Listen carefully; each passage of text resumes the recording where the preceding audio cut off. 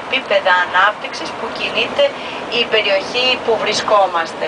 Δηλαδή, όσο πιο ψηλά πάει κάποιος, εκεί ακριβώς που είναι πιο πλούσιες και μεγάλες οι πόλεις, τόσο πιο μεγάλη είναι και η αυτοστράντα.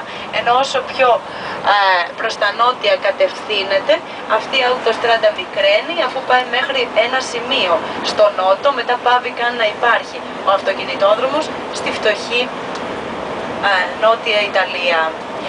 Ο αυτοκινητόδρομος λοιπόν δεν περνάει μέσα από καμία πόλη.